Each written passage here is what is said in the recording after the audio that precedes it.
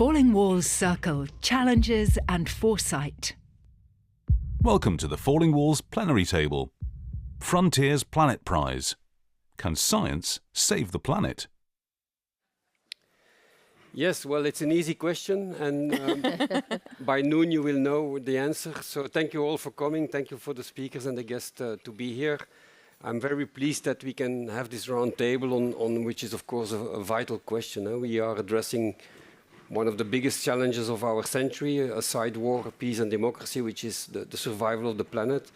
And the second question that we want to tackle is, of course, what can science do to help there and to support it, the solutions. So the Planet Prize, which is in the title of this session, has been created by Frontiers, a publishing company, created in the foundation. They created the prize in 2022. Inspired by two books. The first book was the work of Johan Rockström on the planetary boundaries. And reading that material, we realized, well, it's absolutely necessary we get our act together, so we have no time to waste. And the second book, because we are a mission-driven prize, we want to have an impact, is a book of someone who is now retracting a bit, which is Bill Gates, how to avoid a climate disaster. In those days, he was still convinced we had to avoid it, and we would not survive it just like that, as he said recently. I come back to that in a second. So those two books inspired us to create the prize, which is, if you want, a global competition for the best science published in a peer-reviewed journal, that an independent jury of 100 scientists, chaired by Johan Rockström, on an annual basis evaluates. And out of all the submissions, we have almost 750 universities globally competing. Out of all the submissions, a national champion is being selected. For Germany, we have Robert here, who was the national champion in the 3rd edition. And out of all the national champions, an international champion is selected by the jury. And we have Sarah here from the Stockholm University, who is the international champion for the 3rd edition as well. And the international champions, they get each, so we have 3 of them, each of them get $1 million to further and to continue their research and hopefully to take more risks, and which they need, so that they are not depending from funding mechanisms to go forward. So that's the prize, a global competition, if you want, a bit like the Nobel Prize. We like to talk about ourselves that we are the Nobel Prize for sustainability, but we have a mission, and the mission is to have impact. So it's not about the beauty of science, it's about science that can make a difference, because that's what we need. And we have enough disciplinary rewards about excellence. We want the rewards about how can, as a scientific community, we contribute to what Johan Rockström very accurately described yesterday, one of the biggest problems we are facing. How can we keep the doors, he said the window for change and the window to cure it is still open. And that's where we, as scientific community, want to take our responsibility in creating this prize. Now, up till now, as I said, we have close to 61 national champions. If you look at it all together, close to 10,000 scientists in one way or another, because all these teams, all these proposals are, of course, made by teams. We have 10,000 scientists participating in the prize, so we have the community there, and we need it today more than ever, not only because of what Johan yesterday presented in a fantastic afternoon, which the Boston Consulting Group made possible, because we are transgressing 7 of the 9 boundaries, but also because of the general climate, which is changing. 5 years ago, there was absolutely no dissonance, more or less, in the global community that we should get our act together. Today, we have the president of the most powerful nation in the world, and also the one who is most responsible for where we are now, so to speak, historically, openly saying that this is all a hoax and that you don't have to believe in it, as if you can believe in gravity. I don't believe in gravity, so it will not fly. And on the other hand, we have, and that is really stunning, that we have very powerful, smart voices like Bill Gates trying to retracting. We will survive climate change, don't worry. It's a bit like we will survive malaria, so why care? So all these things we are in a changing world. On the one hand, the urgency is getting bigger. On the other hand, some powerful voices seem to hesitate or pull the brake. The US is clearly pulling the brake in terms of funding, in terms of supporting science. So in that context, and now I finished my introduction, in that context we have a fantastic panel here to address those issues. So how can we, as a scientific community, with the support of businesses, with the support of venture capital, with the support of foundations, how can we scale up the science, and at the same time, how can we incite more scientists to work on this topic?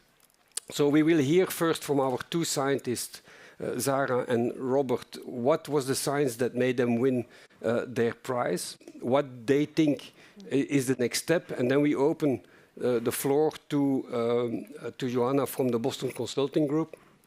As you know, the Boston Consulting, at least that's how I see it, the Boston Consulting Group is one of the few big consultants, in my view, personal view. I'm emeritus, so I can say what I want. So that really not only tries to make money, but also tries to push the car in the right direction. Michiel, who is the president of the European Innovation Council, which is the closest you can get to DARPA in Europe, and you can demonstrate a very successful track record in venture, but the point is, of course, where does this problematic comes in. And then Genevieve, who represents the Moore Foundation, which is a very respected and very active foundation in everything that has to do with sustainability. So this is enough for an introduction. So Zara, you are a millionaire. That's why I put on my tie. and as you see, my colleagues as well. So I will never again say that joke because I said it too much now. So please, Zara, right. Can you briefly explain what was the science that made you win the prize and how you see the next steps? Thank you so much, Jean-Claude, and thanks for the audience being here, and then thanks for the invitation, actually, to be here. So, as we have heard, we have listened to the top scientists yesterday, and then the discussion that we have it. So, cities contributes to more than half of the global greenhouse gas emissions, I mean, the built environment. And at the same time that they have to reduce these emissions, they have to also provide buildings, provide housing for this growing population that we will have, and we have it at the moment.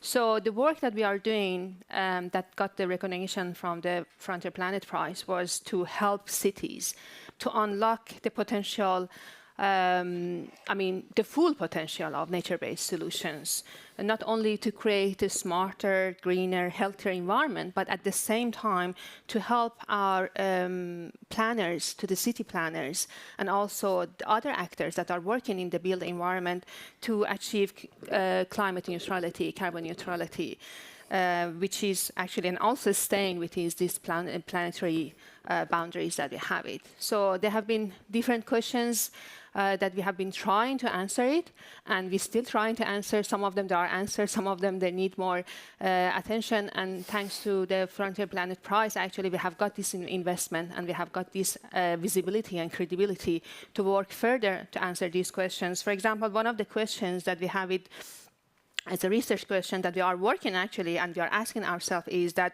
which type of nature-based solutions? Because when you are looking at the nature-based solution, this is really an umbrella of different green infrastructures, blue-green solutions.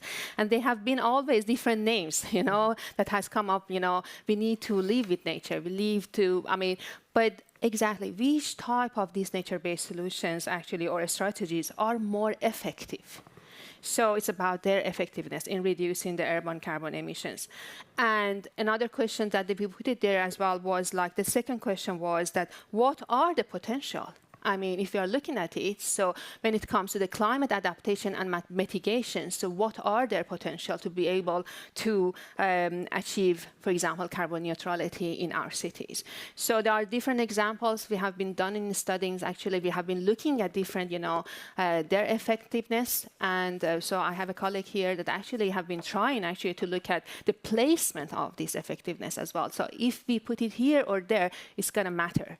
So, and as I said, so this placement is very important because we are looking at the whole city, scaling up. So if we don't want to just have the local solutions, we want to scale it up. And so the third question that we ask ourselves, okay, where we need to put them to be able to have the most effective impact of these solutions. So actually, we are working with the cities, with the planners to integrate our science into their daily life, to the climate action plans that they have written it. So how we can bring our innovative solutions to their climate action plans to help them to understand, to come up with better solutions as well in future. Yeah, it's fantastic because I mean, in a few years' time, 60% of the world will live in cities, so we have to address that issue without any problem, without any hesitation. And on top of it, you show clearly the way out. So let me first ask then to Robert. You worked on water management. By the way, we will have Q&A at the end, so there will be room for questions from the audience. So Robert, from your science, what are the elements that you wanted to bring forward to that could keep the planet within the 9 boundaries?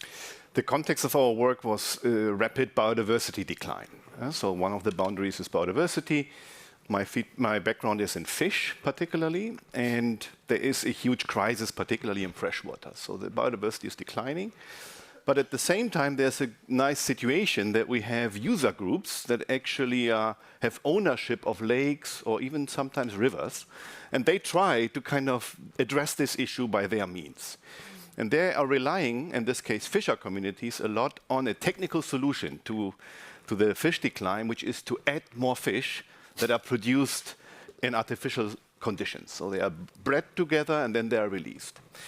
And as an ecologist, I was very concerned about this practice because I do think it will not address the fundamental problem of the decline, which is habitat deterioration. Mm-hmm. So we asked ourselves, how can we make the user groups accept alternatives? And how effective are alternative solutions, especially habitat restoration activities? So basically we said, rather than doing ivory tower research, we have to partner with these local user groups and ask them, what are your goals and which solutions do you consider viable? And we partnered with thousands of anglers, recreational fisher groups and angler organizations, and did replicated experiments in different management tools that people could implement locally.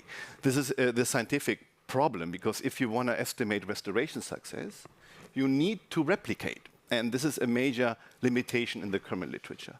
So essentially, we went to these angling clubs and had a replicated set of lakes and experimented with different solutions, habitat restoration in 2 types, and adding fish, the standard solution the people usually take, and studied over 6 years the outcome on biodiversity generally, not only fish, but also other organisms. And it turns out that a simple habitat restoration activity implemented in lakes was by far the best option, which is not what the people currently do. Mm-hmm. And the tool that they are using is completely failing. So essentially, billions of fish are released every year, but they actually die, don't increase the population. So we could really completely change the toolbox that is viable for these local actors. The next step is, we had a 6-year project. How long-term are the effects? Of course, we only measured at a 6-year scale. So scientifically, the question is what happens in 10, 15 years with these systems. And from the implementation phase, of course, how can we scale this up? How can 10,000 of these user groups, which we exist in Germany, how can they kind of change their way of managing? And yeah, we are working on that dissemination as well. Yeah, brilliant, thank you. So to synthesize, both of you in a different context have diagnosed the problem clearly, but also the way out. Now, what do we need now to do to scale it up? How can we make it now a real-world implementation and not only an academic paper? Simple question. Yeah, very easy question, thank you. First of all, let me say I'm so impressed by the Frontiers Prize and by the scientists that I've met. I actually only learned about this through Falling Walls, so I think we're already working on the dissemination here. Yesterday, I think when we talked about climate change, we phrased it very much as a macro problem, because of course it is a macro problem. We have the tipping points, our climate and all of the planetary boundaries are going to be breached. And we're thinking about, like, what's a macro solution? Should we introduce carbon pricing? How do we get everybody around the table? And finding macro solutions is just super, super hard, because fundamentally we are in a tragedy of the commons where for every country, or for most countries or states individually, it's costly to act. Not in the long run, but in the short run. So I think what we have here around the table and what Frontiers represents is finding micro solutions that work in micro context, in cities, in habitats, and then scaling micro solutions that work and that people want, so that we make a change collectively through the micro world. So that is what impresses me, and I think it's a very actionable way forward that we should absolutely pursue in addition to the macro level, but I think the micro level can be more successful. So how can we do it? I think a prize such as the Frontiers Prize obviously gives visibility to these activities, because I think it's often a question of visibility. And I think it would be very helpful if we could, through events like this, make more connections between research that is successful on a micro level and companies or other organizations that have the power to implement it and to scale it. Because I think it's a scalability problem. Zara, I don't know how many cities you work with, but the question is how can you work with more cities, exactly. right, to scale that up? So I think it's visibility. This is where the prize helps. I think it's events like this where people who are progressive come together to learn about these solutions. I think that's absolutely critical.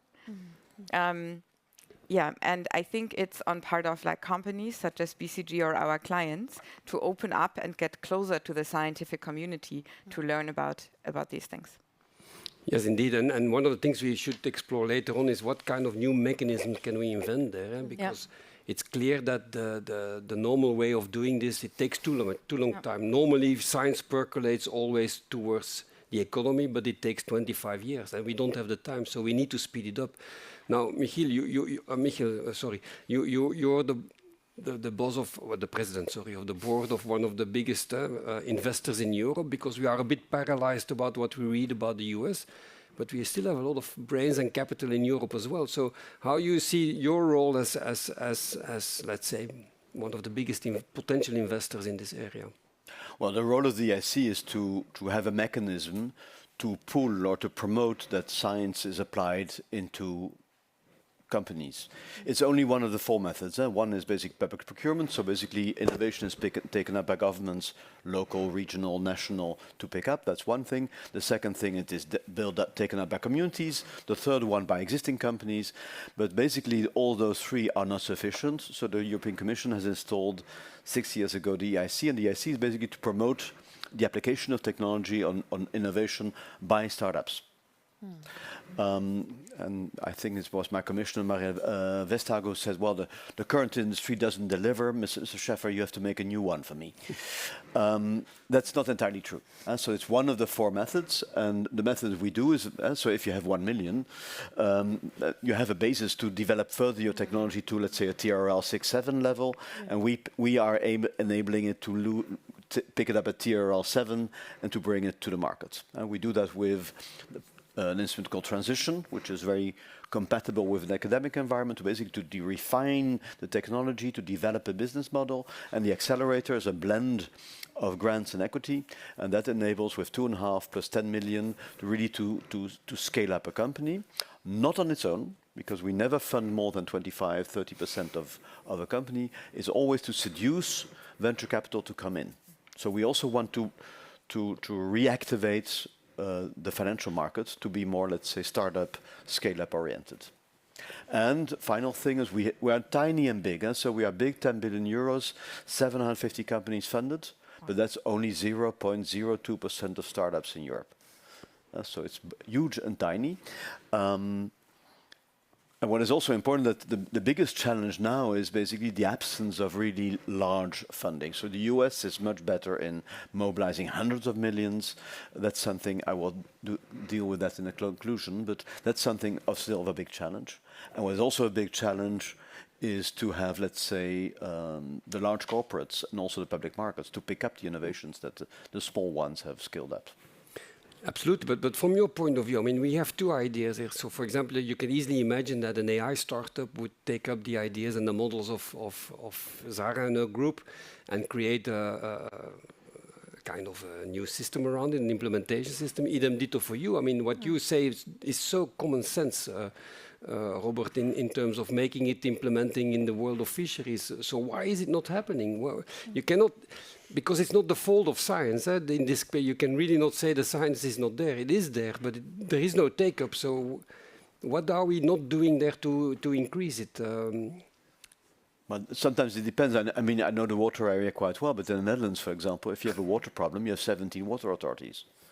and each of them have, let's say, have an area that covers 500,000 people. I live close to the German border. In Germany, a water authority is 5 fields and 1 volunteer managing the thing. I mean, that is uneven. So the public domain is not organized to address new challenges, and that's also so. It's not like, oh, the stars would do. No, I mean the public domain also has something in organizing itself in order to be able to respond to challenges. Yeah. I think you hit an important point there, and you also said it yesterday and now also, that we also have to re-engineer the surrounding system. That it's not only trying to implement the idea in the old system, we have to re-engineer the system. I will give you the time to react to what you heard, but Genevieve, so you represent a very, very powerful foundation, and luckily, there is also your kind of foundations. So let me put it this way, because it's quite astonishing that some of the big funders, like Gates, and I don't want to single him out, but he was such an example. And when he closed down Breakthrough Ventures in Europe, which was chaired by one of the best director generals I ever worked for at the European Commission, so it's quite astonishing. I'm not asking you to go into those details, but as a foundation in this context, not only in your country, but globally, what do you think you can still do to increase the scaling up and to foster the take-up of relevant science? Well, thank you. And I want to say first, just thank you for the opportunity to be here and to be with all of you. And I come to this wanting to acknowledge, first of all, that so many of these challenges feel like they are rapidly escalating and non-linear threats. And of course, I'm coming to this from a perspective where at the Moore Foundation, my work is largely around our wildfire resilience initiative. And from a fire perspective, we see globally that the incidence and severity of fires has more than doubled, these extreme wildfire events, in the last 20 years. We also know that they're burning faster. So at least in the Western North American context, we know that the average peak daily growth rates for these fast fires has also more than doubled in the last 20 years. So it is very urgent, and we are literally seeing ecosystems and communities be incinerated and go up in flames in front of us.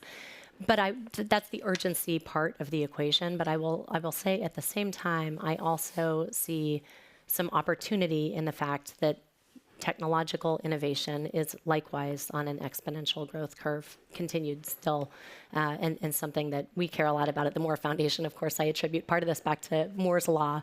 The Moore Foundation and the man behind Moore's Law are one and the same. So thinking about that accelerating pace of innovation is so important too. With that technological innovation, we get all kinds of new opportunities for scientific breakthroughs, Earth observation, new kinds of models, and I think that is going to be delivering a lot of important new data and information for us. And at the same time, I think we don't want to be waiting for perfection in the kinds of systems and the data that we can get. And so what we want to be able to do is to still be able to work on changing the conditions on the ground with confidence, given what we already have in front of us, while also still tracking very carefully what's working well and maybe what's not working as well, and where there may be new kinds of information, data, and systems that are enlightening to us that we are managing adaptively overall. So I think I'm focusing more on the how part of the how are we going to scale, and I guess I would summarize it by saying it's so important to act with urgency, but also with the humility to understand that we're going to continue to learn more and evolve as we go. So we actually need a Moore's law in clean tech. Yes. That would be great. We call it the falling walls law. So no, absolutely. And can I now go back to the scientists? So Robert and Zara, so you heard quite a few good ideas here. And can you, what's your reaction on it? And also try to elaborate on the point, but is the world of science doing enough? We can go on a long time on this topic, but we also have to look at that topic. Are we as a scientific community, we have 12 million scientists. Imagine in the world, imagine half of them would work on this problem it is solved in 5 years. I mean, making a shortcut now. But are we doing enough? So first a reaction on what you heard, and then are we doing enough, Robert? And what can we do more? So I go back to my fishy case, because that's what I know to speak about. And what you said is essentially hitting the most important solutions, right? The first is we have communities of users that own the fishing rights in the entire landscape of Germany. They manage these fisheries. They have a high vested interest in making things better. Now we have a solution how to do that, which is habitat restoration under certain conditions. So how can you scale it up? And it's a micro problem, which gets a macro level effect if all of them do it. There are three constraints. The first is funding. Of course, people who join these organizations, they have a certain payment, so there's a certain base funding, but some of these activities cost a bit more. Not ridiculous numbers, but let's say 8 to 10,000 euro. This could be too much for a local community of users. So some funding support to make it happen is the first condition. The second is capacity building. I mean, we have done a hopefully nice project in a certain area. How can the others learn about the new solution? And this is basically going out of the comfort zone as a scientist, engaging with the practical world, communicating about those things, making how-to guidelines that are easy to understand for all these more voluntary people locally. And the third is the policy integration, because now you hit the roadblock, because the people locally, they're allowed to manage fish, but they are not allowed to restore the habitat. They need to get permissions by the water authority, by the nature conservation authority. You can imagine a person working voluntarily in these angling clubs is overwhelmed by these processes. And in the conservation as agencies, you have risk aversity. So it's, should we add wood or should we make a new shallow water zone? Maybe it's too risky. So in other words, the agencies have to make it easy for the local users to get permissions to implement this. And this is a policy or governance issue. If that's solved, I guarantee you this will be scaled very quickly because of the self-interest of people. I know that Falling Walls has very good contacts with several very important people in Germany. Let's meet them afterwards, because it's so easy what you propose as a solution that it's almost mind-blowing that it doesn't happen. Right. Sarah. Thank you. I mean, Robert said fantastically, and I can come back to what you said, because, I mean, from the researcher point of view, I think that if you want to scale up our research is to how we can set it in the holistic and real-world context. For example, when it comes to the cities, so we know that cities are facing, actually, the extreme events, floods, droughts, heat waves, at the same time, so we are emitting as well. So if you understand this whole real-world context, so then we can actually scale up our research into that perspective as well. So, and I believe that actually there are lots of fantastic solutions are out there, and we are also striving for more solutions, innovative solutions coming out. But what I see, one of the challenges that we are still, from the researcher point of view, and also from the decision makers or the people that are outside and they want to implement, is that how we can actually bridge falling down these walls and make the bridge actually between the science to reality, how we can implement these solutions.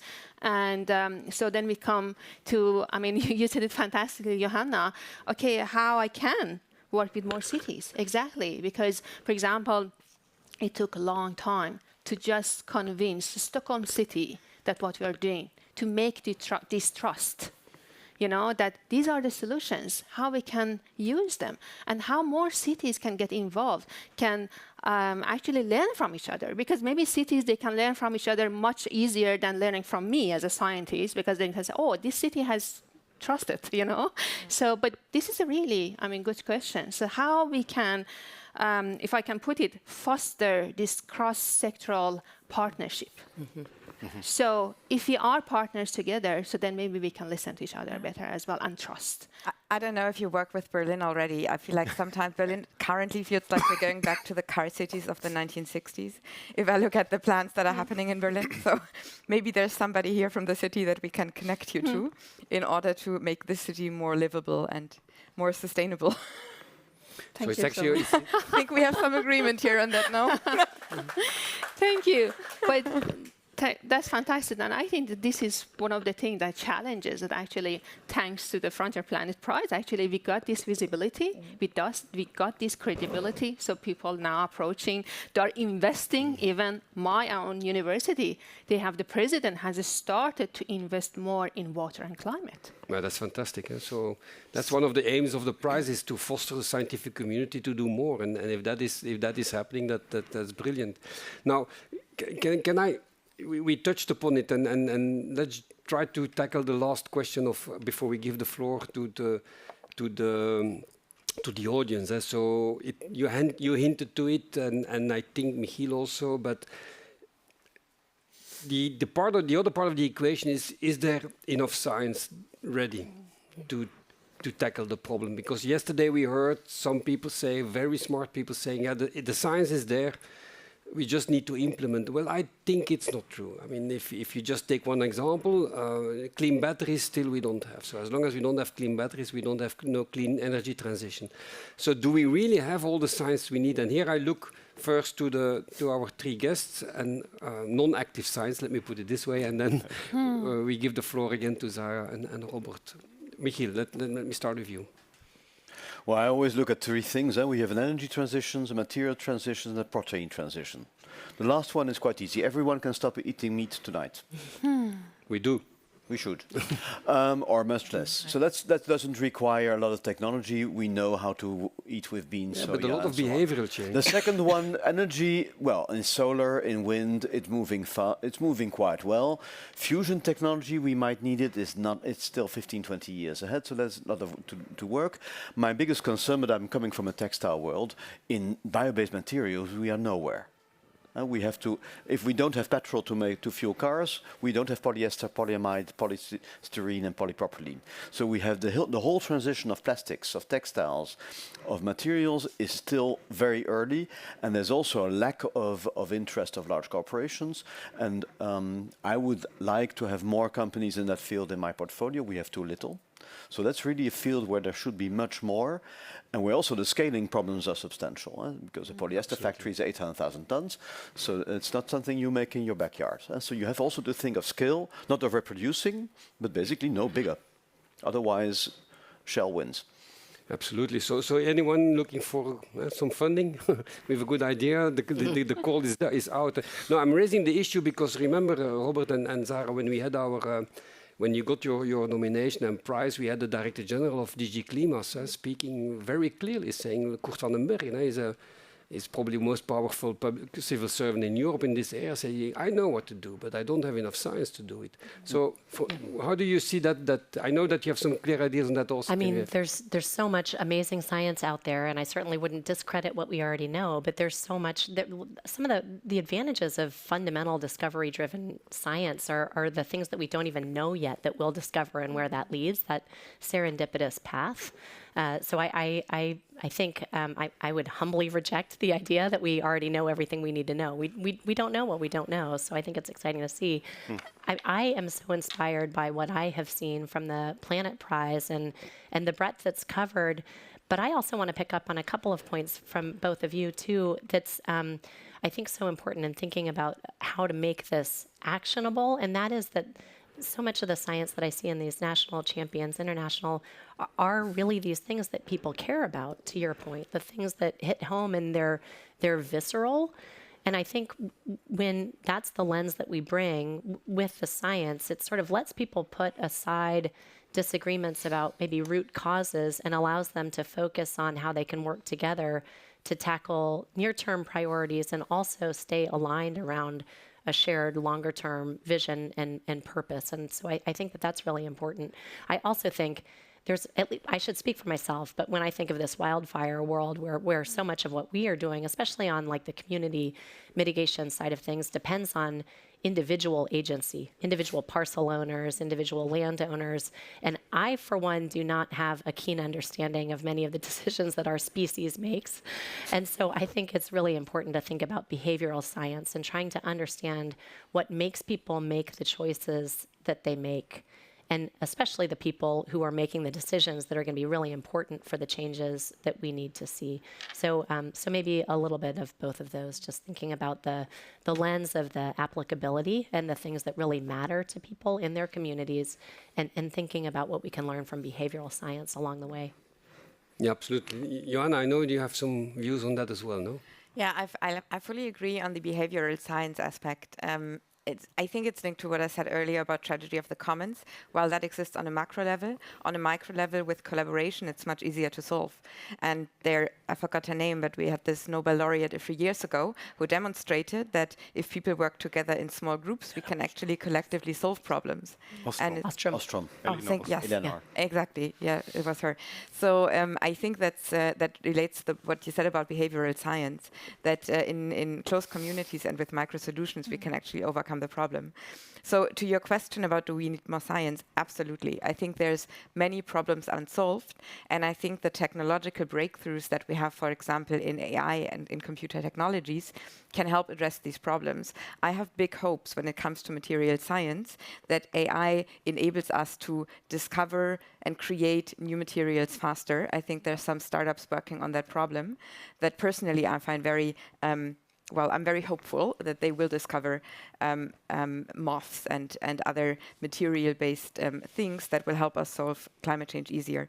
But I think we need both. We need more science on the natural sciences side, on the behavioral sciences side, but we also need implementation. Exactly. I think you sometimes also have this, oh yeah, we can solve climate change at some point in the future because we will be more innovative. I don't believe that. I think we need to implement the solutions that we have now, and at the same time develop solutions for the future. But that's the Bill Gates point. So it will happen sui generis, don't worry. And it will not happen sui generis. No, it will not. No, but what is in your case, I mean, it's not a scientist's role is not to develop a handbook and to have a help desk and a phone line for a fishing community. So what is missing? You need a kind of national fishing organization that basically picks up your knowledge and it has a helpline for all these volunteers who want to do something. So with the neoliberal policies we have had across the world, we have destroyed all that layer of intermediation, and we have to bring it back. And that's not my task either, although we would like to fund a number of, let's say, social enterprises to do things like that. But there is something lacking that is beyond, let's say, what science can do, and also not always in the scope what scale-ups can do or corporates can do. So there's also a public mission, also in your area, where you need bodies doing that. In the Netherlands, we have these water boards. It doesn't sound what it is, huh?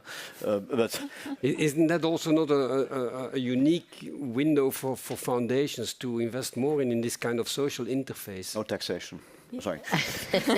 You have a session on that? Sorry. No, I mean, it's a public... sorry. I think it's a public thing. It is. That's why we pay tax for. I do. I mean, I think philanthropic funding can do some of that early accelerating and de-risking and demonstrating. And I also would be the first to acknowledge that philanthropic capital is a drop in the bucket next to the sources of public funding and private sector funding that could be unlocked if we have things aligned the right way. So I think philanthropic investments in very targeted ways can help with some of these pilots and scales, the scaling frameworks, but then it really needs to be something that we've done in a way that allows public agencies or public actors, the private sector, to really want to embrace it and take it and sustain it in the long run.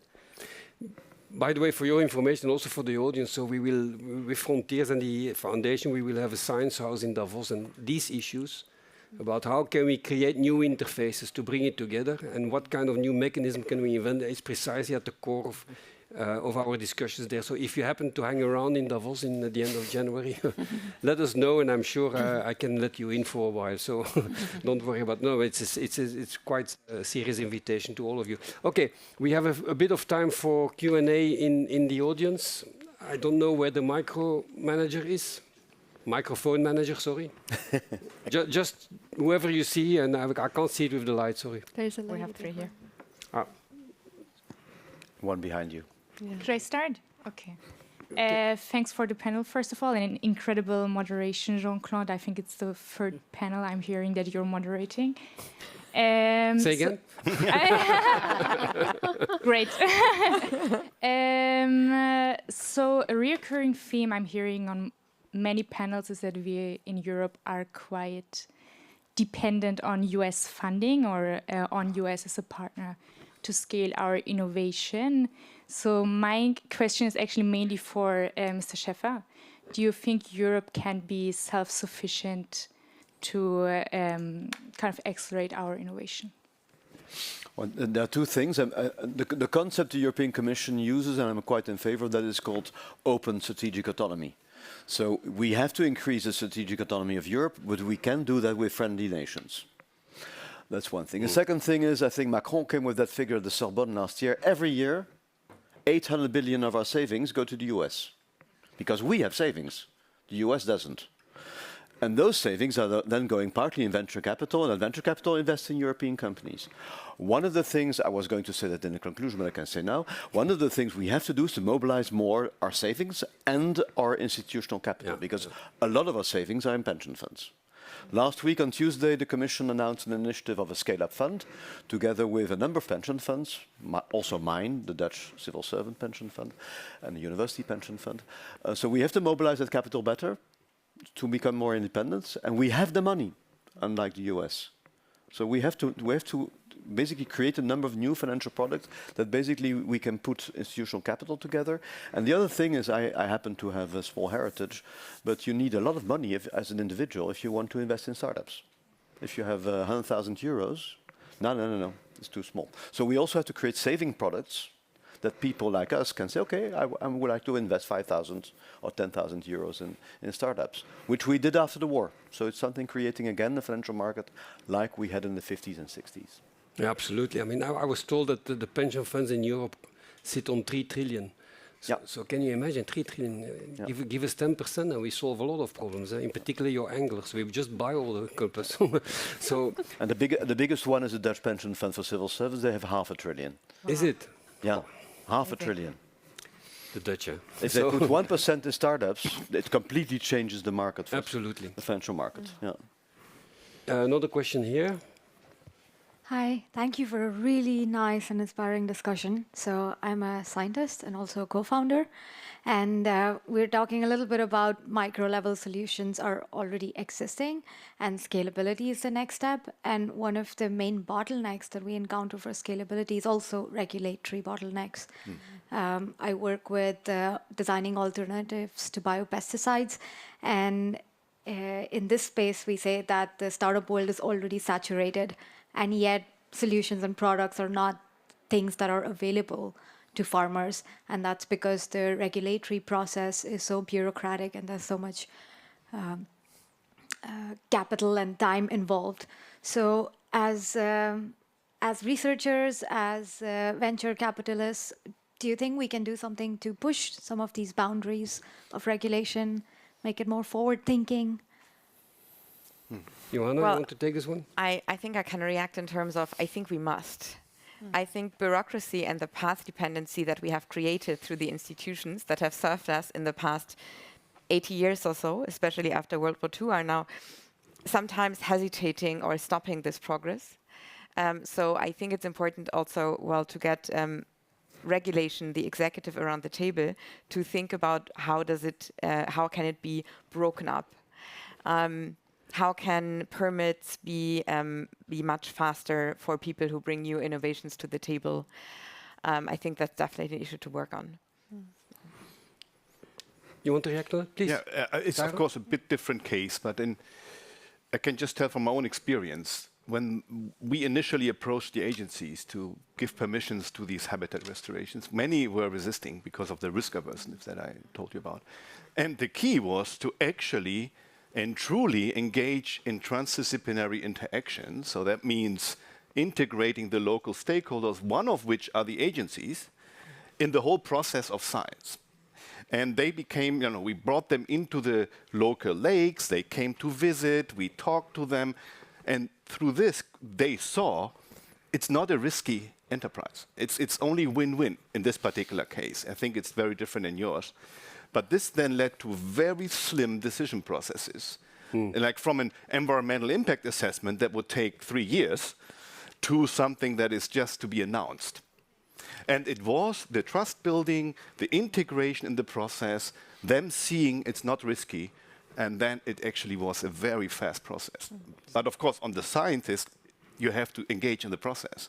And many don't do that because it's time, right? No, that's really interesting what you say, and that gives me an idea. We should maybe develop a mentorship program with all our scientists, because you have so much experience that young scientists, even younger than you, can use. Zara. Yeah, I mean, it has been already said about this policy integration, and I think that if we look at this problem from the beginning, you know, from the base, that actually how we can embed the research outcomes directly to this framework of the policy framework and funding mechanism. So maybe this is something that we can build these bridges or this trust. And also as a scientist, we have also experienced that if there is any incentives actually, or it's going to be much easier, for example, in our case, for the cities to be able to implement the research results, outcomes in the reality.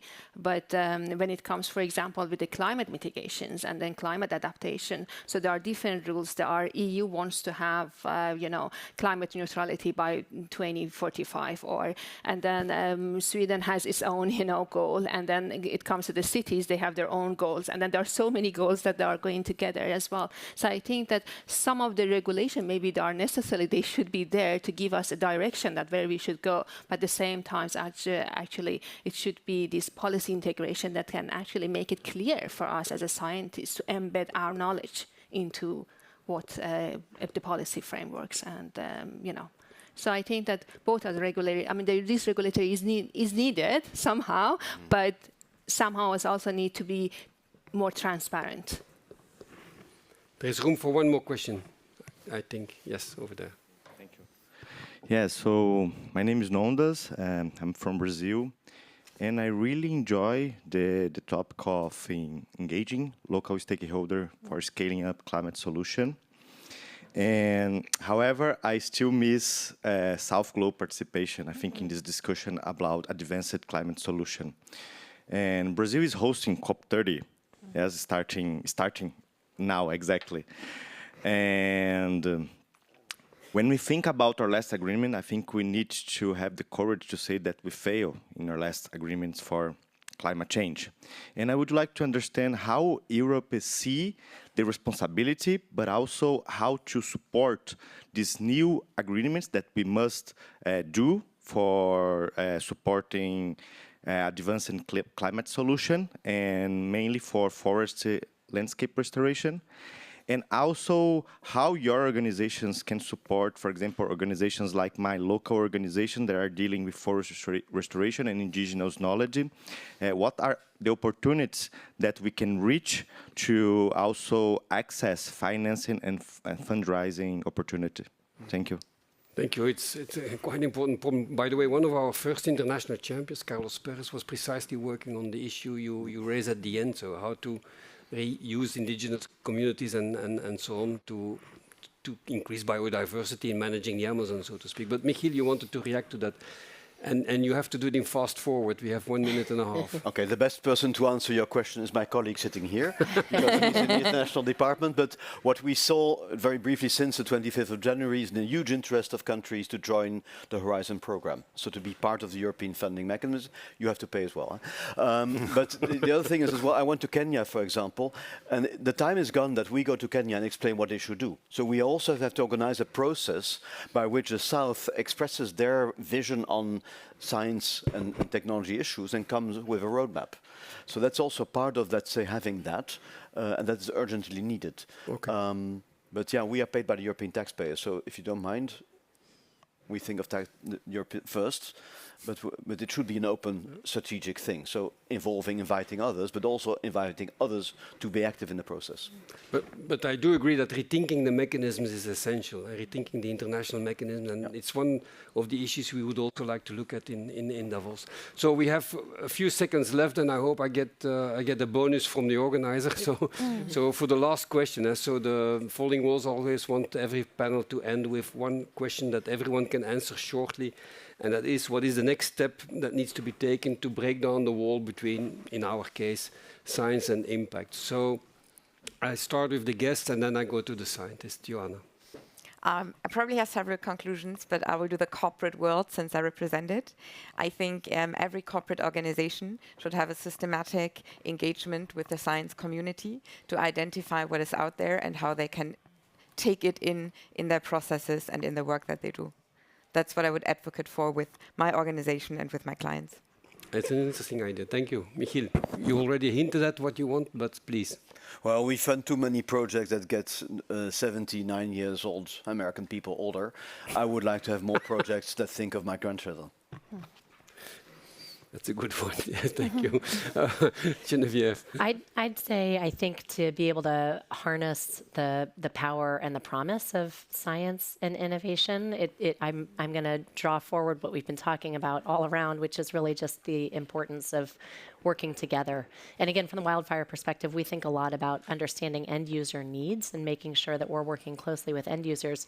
Talk about having people come in from agencies and getting over the risk aversity that way. I think it's also important to understand their constraints and their needs, and so it can work both ways. So I think that's a really important piece. But I think it's okay to have silos of excellence in sectors as long as we have bridges between them. So we need to build and nurture those bridges and make sure that we're making sure that those connections are working. And I have to say thank you to the Falling Walls Summit and to Frontiers Planet Prize for showing us how to do that.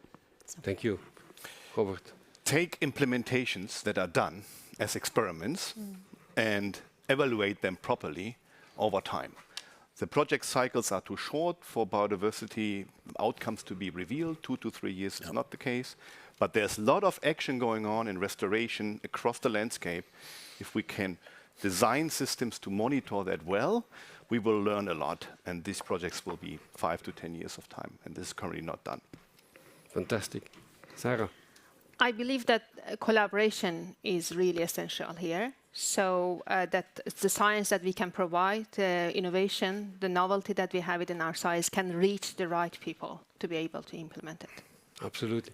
And my 3 seconds is that as director of the Planet Prize, that irrespective of the cynicism in some parts of the world and by some ex-funders, we still have a lot of volunteerism and very smart people working in the right direction. And that I think we should look at, and not at the long tail of idiots that say other things. So thank you very much, and I hope you get away some energy and perspectives for your own work in the future. Thank you. Thank you.